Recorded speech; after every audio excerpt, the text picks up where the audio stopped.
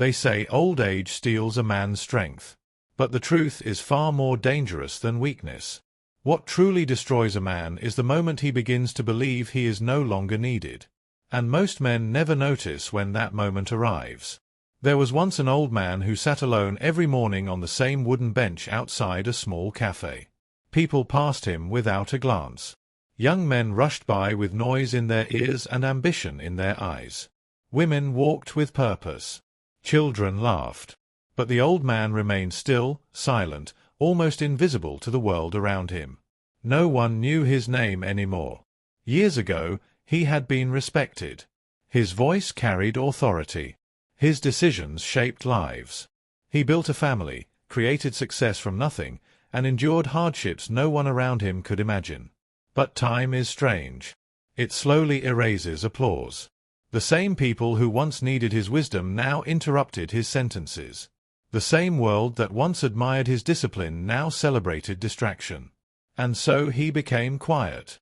Not because he had nothing to say, but because he realized people only listen when a man appears useful. One cold morning, a young man finally approached him. He looked exhausted, restless, angry at life itself. Without asking permission, he sat beside the old man and muttered, "How do you stop feeling like you're losing everything?" The old man didn't answer immediately. He simply watched the rain slide across the empty street. Then he said softly, "You only suffer when you hold too tightly to things that were never yours forever." The young man frowned. The old man continued, "Your youth will leave you. Your beauty will leave you. Your money may disappear. Even the people you love can vanish without warning." Stoicism teaches us one brutal truth. If you build your peace on temporary things, your mind will always live in fear. The young man stayed silent. For the first time in years, someone was truly listening. The old man leaned back and closed his eyes for a moment. "When I was younger, I thought strength meant control. I wanted power over outcomes, people, respect, success. But life humiliates every man eventually. It teaches you that control is mostly an illusion." The wind moved through the narrow street. "Do you know what changed me?" the old man asked. The young man shook his head. "I lost everything I thought defined me." His voice carried no bitterness, only certainty. "I lost friends I trusted. I lost opportunities one believed were guaranteed. I watched people forget my sacrifices as if they meant nothing. And one day I realized the world was not cruel for doing this. The world simply moves on. That is its nature." The young man stared at the ground. "Most men become angry when life stops rewarding them," the old man said. "But Stoicism teaches acceptance, not because surrender is noble, but because resistance to reality destroys the soul." The cafe door opened behind them. Warm light spilled onto the wet pavement, but neither man moved. The old man spoke again. "Young men fear getting old because they think aging means becoming irrelevant. But aging is not the tragedy. Living without wisdom is." The young man looked at him carefully now, noticing details he had ignored before. The old man's hands were rough, marked by decades of labor. His posture was calm. His eyes held something rare in modern men: stillness. Not weakness. Stillness. "You want to know the greatest advantage of growing old?" the old man asked quietly. The young man nodded. "You finally see how foolish most fears were." The old man gave a faint smile as distant thunder rolled across the sky. "When I was your age," he said, "I wasted years worrying about what people thought of me.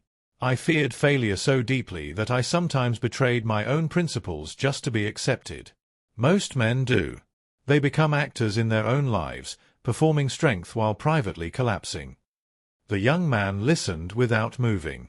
"But time exposes every performance," the old man continued.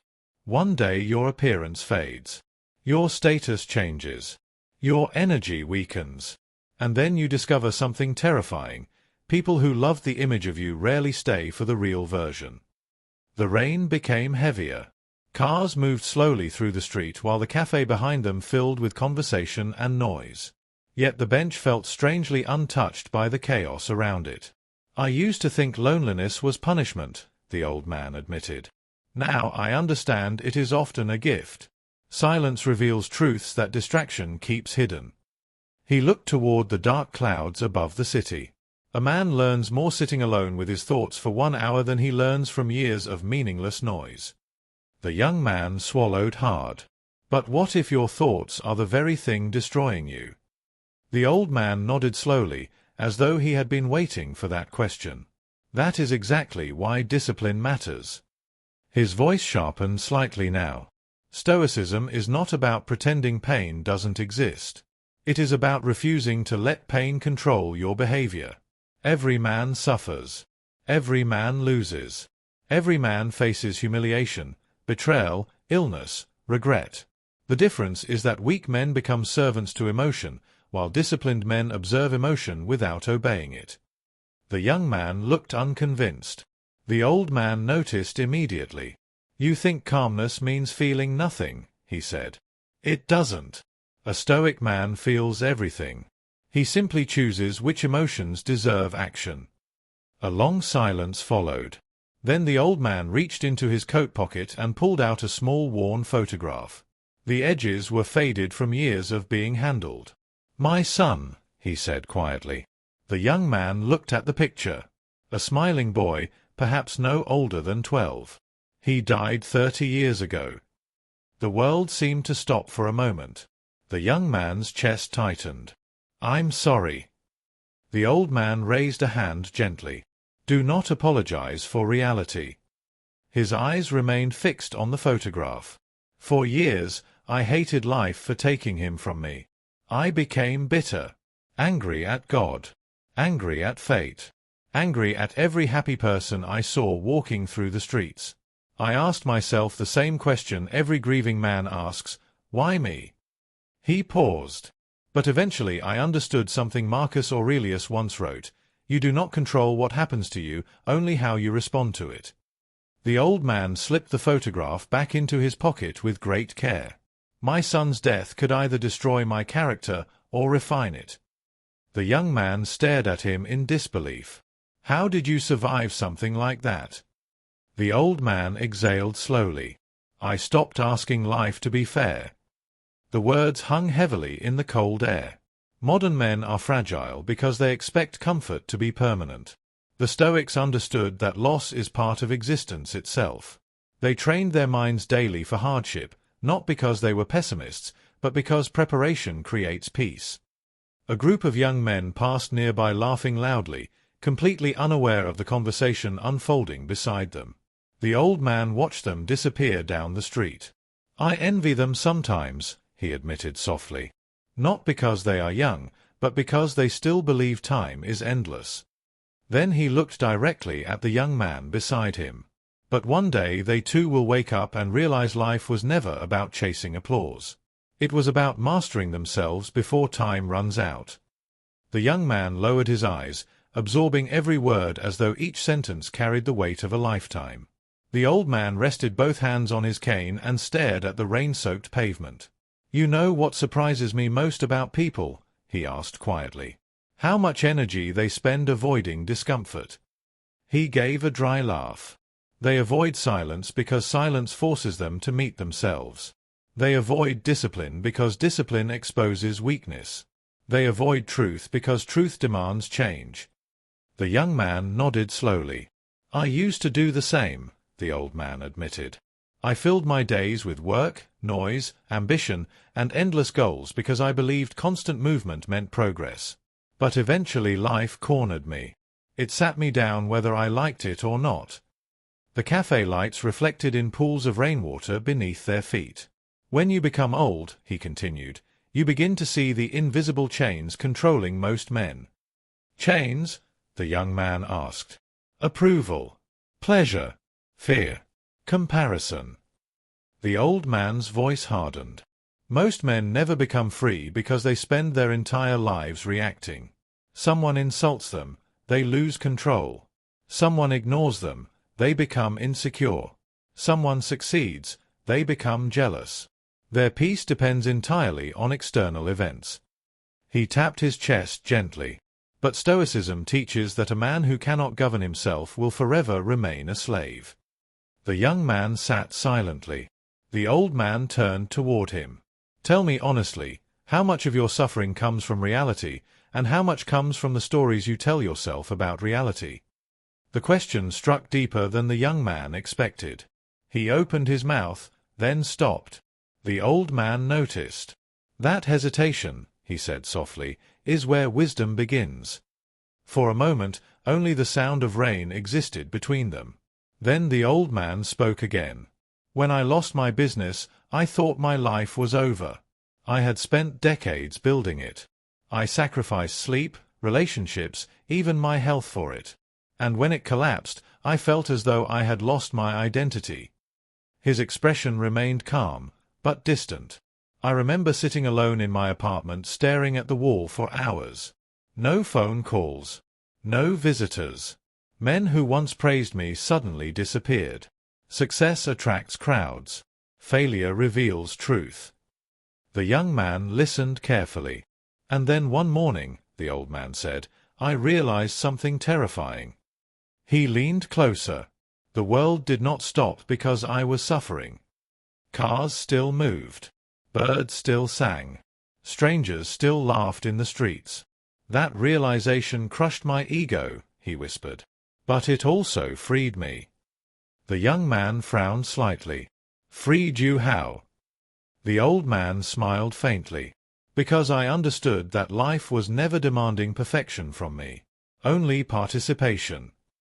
A cold wind swept through the narrow street. "Young men destroy themselves chasing impossible standards," he continued. "They believe they must always appear strong, successful, confident, admired. But Stoicism teaches that dignity is not found in appearances. It is found in endurance." He pointed toward the storm above them. "Nature itself teaches this lesson. Trees survive storms not because they resist every wind, but because they learn when to bend." The young man sat back quietly, reflecting on his own life, his own fears, his own endless pressure to prove himself. The old man could see it happening. "You carry exhaustion in your eyes," he said gently. "Not physical exhaustion. Spiritual exhaustion." The young man looked away. "I know that feeling," the old man continued. "It comes from fighting battles inside your own mind every single day." Another silence settled between them, heavier now. Then the old man asked a question so calmly it almost sounded harmless.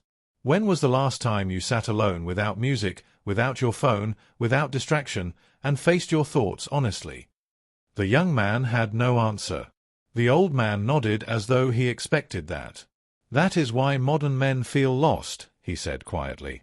"They are constantly stimulated but rarely conscious. Their minds are crowded, yet their souls are starving." The rain finally began to slow. People emerged from shops carrying umbrellas, rushing home before darkness fully consumed the city. The old man watched them carefully. "You see those people?" he asked. "Every one of them is carrying pain you cannot see.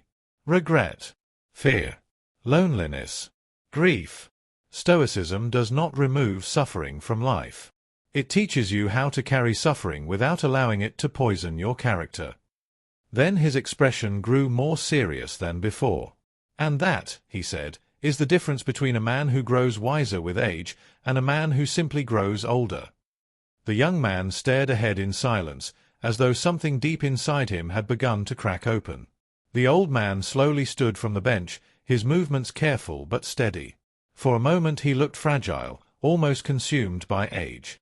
But when he spoke again, his voice carried the strength of a man who had survived himself. "Most people misunderstand suffering," he said. "They think pain is evidence that life has gone wrong."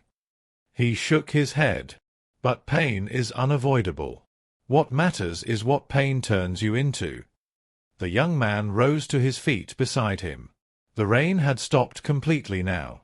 The streets shimmered beneath the pale glow of evening lights, and the city seemed quieter than before. "When I was younger," the old man continued, "I believed happiness came from achievement. I told myself, once I reach this goal, I'll finally feel peace. But every victory faded faster than I expected." He gave a faint smile. "That is the problem with external success. It always demands another performance. The young man looked at him carefully. So what actually brings peace? The old man began walking slowly down the sidewalk, and the young man followed. Alignment, he answered.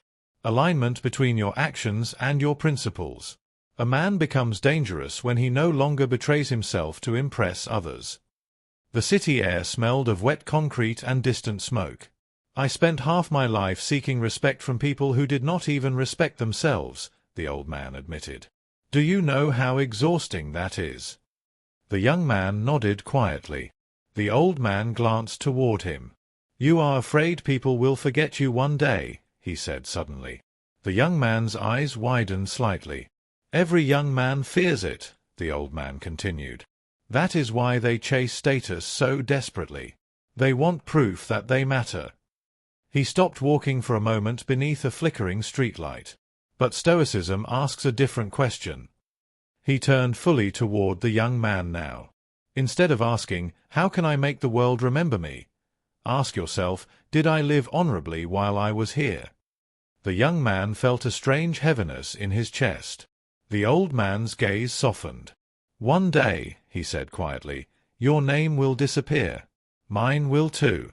The world forgets everyone eventually. Emperors, warriors, geniuses, kings. Time buries all of them. The wind moved gently through the empty street. And strangely enough, the old man whispered, that truth is liberating. The young man frowned. Liberating? Yes. The old man smiled faintly.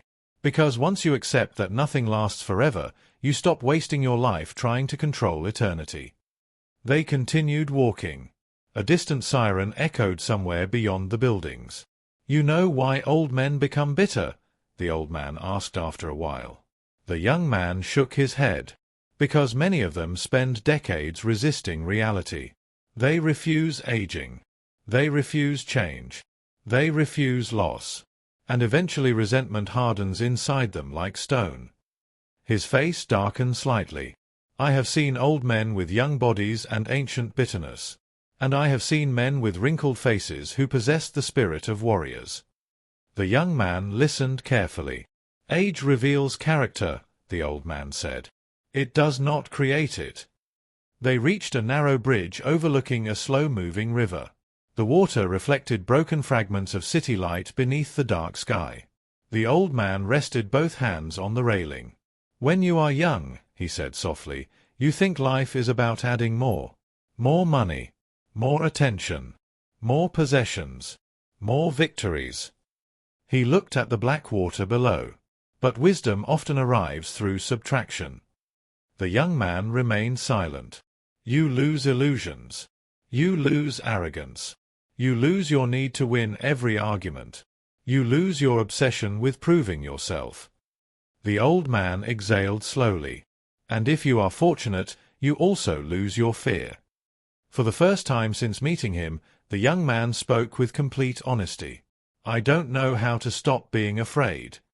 The old man nodded gently, as though he had expected those words from the very beginning. You stop feeding fear with imagination, he replied. Most suffering exists in the future. The mind creates disasters that reality never brings. He tapped the railing softly. Stoics trained themselves to return to the present moment because reality is almost always lighter than the stories in our heads. The river moved quietly beneath them. Then the old man lowered his voice. But there is another reason men fear life. The young man looked at him. They know they are wasting it. The words landed heavily between them.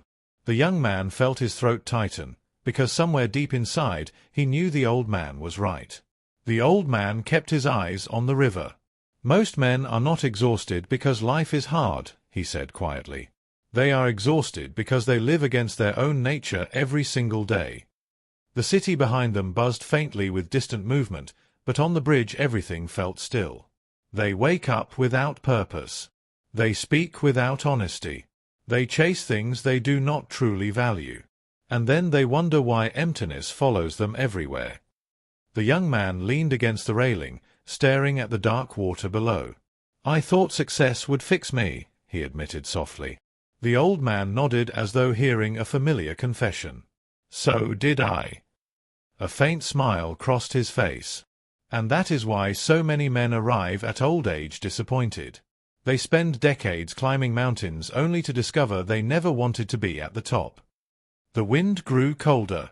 The old man adjusted his coat slowly. Stoicism teaches a dangerous idea, he continued. A man should not ask whether something feels good. He should ask whether it is worthy of his life. The young man repeated the sentence quietly in his mind. Worthy of his life. How do you know what is worthy? He asked. The old man finally looked at him directly.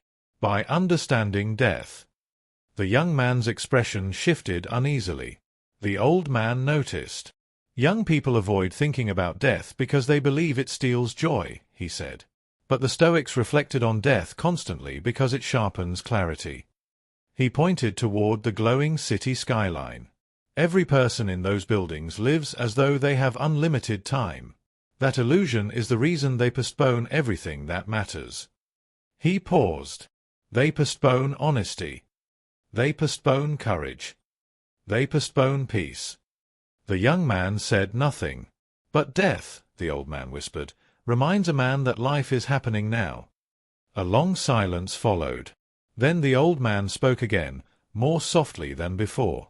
When my wife was dying, she asked me something I have never forgotten. His eyes seemed far away now.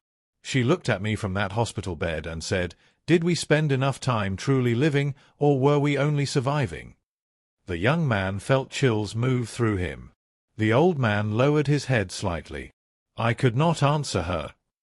Pain flickered across his face for the first time that evening.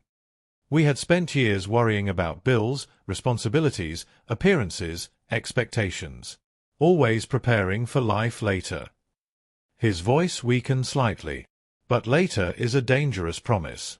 Many people die while waiting for the right moment to begin living. The river below carried silent reflections into darkness. The young man looked at the old man differently now, not as someone broken by life, but as someone purified by it. What happened after she died? He asked carefully. The old man closed his eyes for a brief moment. For months, I walked through my apartment speaking to silence. Her chair remained untouched. Her books stayed where she left them. Even grief became routine. He opened his eyes again. But eventually I understood something Stoicism had tried to teach me all along. He turned toward the young man. To love deeply while accepting that loss is inevitable, that is one of the hardest disciplines a human being can learn. The young man felt the weight of those words settle inside him. The old man continued walking across the bridge slowly. People think Stoics are emotionless, he said. No. Stoics love fully. They simply refuse to possess. The city lights trembled in the river beneath them. When you understand that everything in life is temporary, he continued, gratitude replaces entitlement. The young man followed silently beside him. You stop demanding permanence from people. You stop expecting certainty from the future. You stop believing happiness can be postponed until conditions become perfect. The old man smiled faintly. And strangely enough, that is when peace finally begins to appear. They reached the end of the bridge. An old clock tower stood ahead in the distance, its bells echoing through the cold night air. The old man looked toward it quietly. Time is merciless, he said. Then he looked at the young man one more time, his eyes calm and unwavering. But for the man who learns how to live, time is also enough. The bells faded into the distance, leaving only the sound of their footsteps against the damp pavement. For a while, neither man spoke. The young man felt as though the world around him had slowed down. The noise of the city no longer seemed important. Even his usual worries felt strangely smaller now, as if the old man's words had quietly stripped them of their power. They passed closed shops, dim apartment windows, and strangers hurrying through the night with tired faces and distracted eyes. The old man watched them carefully. "Look at them," he murmured. "Most people are physically alive but spiritually absent. Their bodies move through life, but their minds are trapped somewhere else, regretting the past or fearing the future." He shook his head slowly. That is why peace escapes them. The young man walked beside him in silence. When you reach old age, the old man continued, you begin to understand how little truly matters. He gave a faint smile. You realize most arguments were meaningless. Most anxieties were imaginary. Most possessions brought temporary excitement at best. The cold night air wrapped around them. And yet, he said softly, men sacrifice their entire lives for these things. The young man finally asked the question that had been sitting heavily in his chest since the beginning. Do you regret your life? The old man did not answer immediately. They stopped near a quiet park where rainwater still clung to the empty benches. At last, he spoke. I regret the years I spent asleep. The young man looked at him carefully. I regret every moment I ignored the people I loved because I was too busy chasing importance. I regret every day I delayed joy until some imaginary future. And I regret how often fear disguised itself as responsibility. His eyes drifted toward the dark trees inside the park. But I do not regret suffering. The young man frowned slightly. The old man noticed. Suffering forced me to wake up, he explained. Without loss, I would have remained arrogant. Without failure, I would have remained blind. Without grief, I would never have understood how precious ordinary moments truly are. A distant wind moved through the branches above them. Pain humbles a man, he said quietly, and humility allows wisdom to enter. The young man lowered his gaze. For years he had viewed pain as an enemy, something unfair, something to escape as quickly as possible. But the old man spoke about it differently, almost with respect. Tell me something, the old man said suddenly. What is the first thing you do every morning? The young man looked surprised by the question. I check my phone, he admitted. The old man nodded slowly. Of course. A faint sadness touched his expression. Before your mind even wakes, the world enters it. Opinions, noise, comparison, distraction.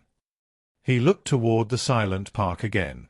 And then people wonder why they cannot hear their own thoughts anymore. The young man had no response.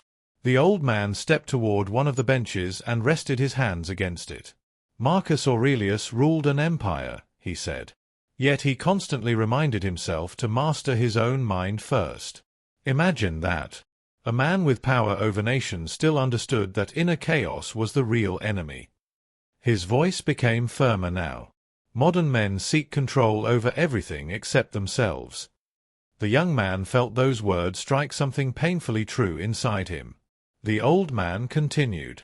They try to control outcomes, other people, public opinion, success, reputation. But Stoicism teaches that peace begins the moment a man focuses only on what is within his control. And what is within our control? The young man asked quietly. The old man looked at him. Your choices. Your principles. Your response to hardship. Your discipline. Your character. Nothing more. Nothing less. The night deepened around them. A train passed somewhere far beyond the city, its distant rumble echoing faintly through the darkness. The old man sat down slowly on the bench. When you are young, he said, you think confidence comes from certainty. He shook his head. But real confidence comes from resilience. From knowing that even if life collapses around you, you will endure. The young man sat beside him again. The old man stared ahead quietly. I used to fear losing everything, he admitted. Now I only fear never truly living before my time ends.